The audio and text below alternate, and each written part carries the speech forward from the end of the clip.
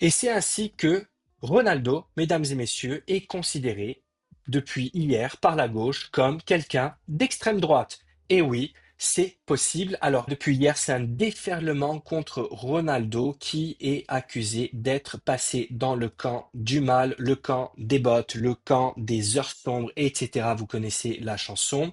Ici, c'était dans l'équipe du soir. Cristiano Ronaldo crée la polémique en s'affichant avec Trump. Ma question est, est-ce que vous croyez que Ronaldo aurait créé une polémique s'il s'était affiché avec Biden ou Obama? Évidemment que non. Mais ceux que ne comprennent pas les gauchistes, et écoutez bien parce que c'est très important, c'est que certaines personnes peuvent être OK pour de l'immigration, mais qu'à un certain moment, ils disent ça suffit. Les finances de notre pays ne sont pas bonnes, on ne peut pas accueillir toute la misère du monde, comme dirait l'autre, et en plus de ça, pour ne rien arranger, il y a aussi des attentats qui sont, dans la grande majorité, produits par des gens qui viennent de l'immigration. Donc, on peut quand même comprendre que certaines personnes soient réticentes à trop d'immigration. C'est pareil pour les taxes. Vous savez, en ce moment, c'est le cheval de bataille pour de nombreux gauchias. C'est la lutte, encore une fois.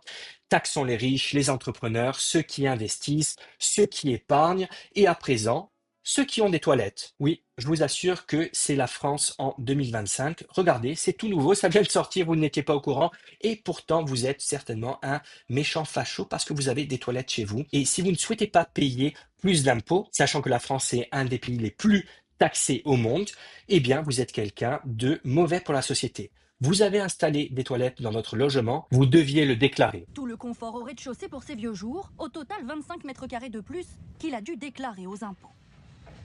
On vous demande le confort de la maison. Si vous avez l'eau courante, le gaz, l'électricité, le nombre de WC, le nombre de baignoires, si vous avez un receveur de douche, le nombre de lavabos. C'est en partie sur la base de ces nouveaux éléments que sa taxe foncière a été recalculée à la hausse.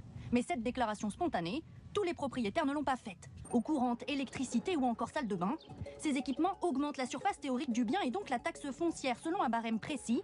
Comptez 2 mètres carrés de plus par pièce chauffée, 5 mètres carrés pour une baignoire. Une mesure qui suscite un tollé politique général du Rassemblement national au Parti socialiste. Maintenant, on va taxer vos toilettes. Bon, après, il fallait s'en douter parce que, à un moment donné, quand tu as tout taxé, il te reste quoi? Eh bien, il te reste les chiottes. Et puis après, ça sera le caca. Mais ça, c'est sûrement pour l'année prochaine. Donc, vous plaindre de ça, vous plaindre d'être trop taxé, ce n'est pas tolérable pour une grande partie de la gauche et de l'extrême gauche. Ne vous soumettez pas, gardez vos convictions et soyez forts. Ces gens-là n'ont absolument rien à vous dire.